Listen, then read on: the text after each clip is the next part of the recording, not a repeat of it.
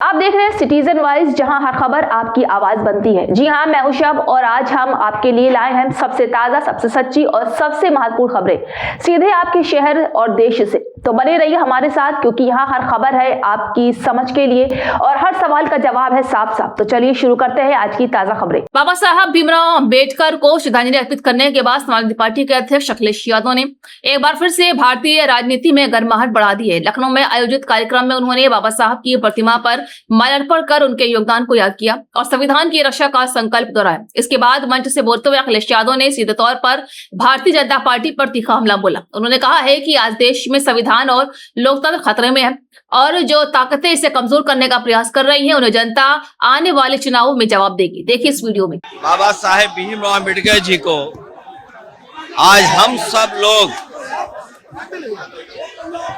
याद कर रहे हैं और जो हजारों सालों का जो शोषण रहा है उसके खिलाफ सामाजिक न्याय की लड़ाई और सामाजिक न्याय के राज की स्थापना के लिए हम लोग लगातार संघर्ष करते रहेंगे और सामाजिक न्याय के राज के लिए हमें साल लगे या सदी हम लोग लगातार संघर्ष करेंगे।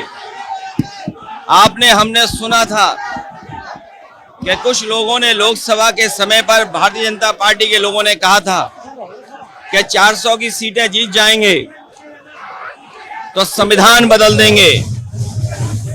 लेकिन हम धन्यवाद देना चाहते हैं उत्तर प्रदेश और देश की जनता को कि जिन्होंने संविधान और लोकतंत्र को बचाने के लिए बाबा साहेब भीमराव अम्बेडकर जी का जो कागज का दस्तावेज है, जो हमारा सम्मान है, मान सम्मान है, उसको बचाने के लिए मतदान कर करके संविधान और लोकतंत्र को बचाने का काम किया। ये लोग हार के बाद अंडरग्राउंड हो गए हैं, अंडरग्राउंड जरूर हो गए हैं, भूमिगत जरूर हो गए हैं, लेकिन हम सब लोगों को मिलकर के उन्हें हराना भी है और हटाना भी है। ये बाबा साहब भीमराव अम्बेडकर जी का संविधान केवल कागज नहीं है, वो लोहे की तलवार है जो समय समय पर हमें सम्मान दिलाने का काम करती है।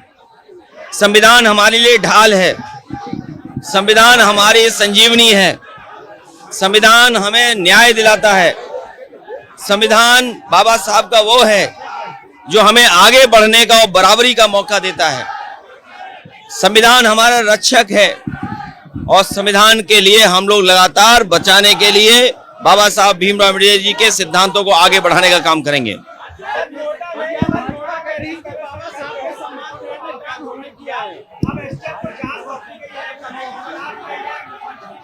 भारतीय जनता पार्टी की सरकारों में और 10 साल की सरकार में सबसे ज्यादा बाबा साहेब भीमराव अम्बेडकर जी की प्रतिमाएं तोड़ी गई हैं और आज वही लोग जो तोड़ने वाले लोग हैं वो बजट देकर के चुनाव से पहले एक झूठा संदेश देना चाहते हैं। लेकिन उत्तर प्रदेश की जनता समझदार है, सावधान भी है इनके साजिश और षड्यंत्रों से। अभी भी दलितों के खिलाफ और पिछड़ों के खिलाफ और खासकर पीडीए वर्ग के खिलाफ लगातार भेदभाव हो रहा है, लगातार अन्याय होता है और उसका परिणाम इतना होता है कि इतना शोषण होता है कि मान सम्मान के लिए कभी कभी लोग आत्महत्या भी कर लेते हैं।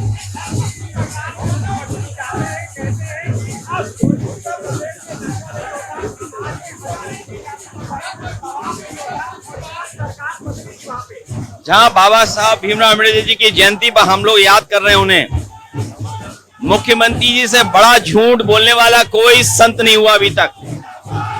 और ये हम नहीं कहते हैं, बहुत सारे लोग कहते हैं कि ये नकली संत हैं और इन्हें संविधान से कोई लेना देना नहीं है। संविधान से चलने वाले लोग कभी किसी के साथ अन्याय नहीं कर सकते हैं।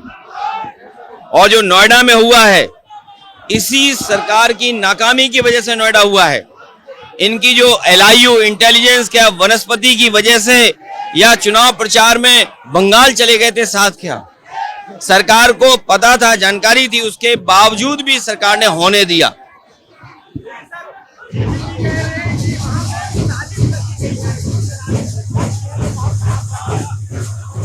और अगर साजिश इतनी बड़ी हो गई है तो इसके लिए मुख्यमंत्री जिम्मेदार हैं। अगर अधिकारी ये बात कह रहे हैं तो अधिकारियों को ऊपर कौन बैठा है? अगर ये साजिश हुई है, इतना बड़ा साजिश का परिणाम है, तो सरकार किसकी थी? इसके लिए मुख्यमंत्री और भारतीय जनता पार्टी दोषी है।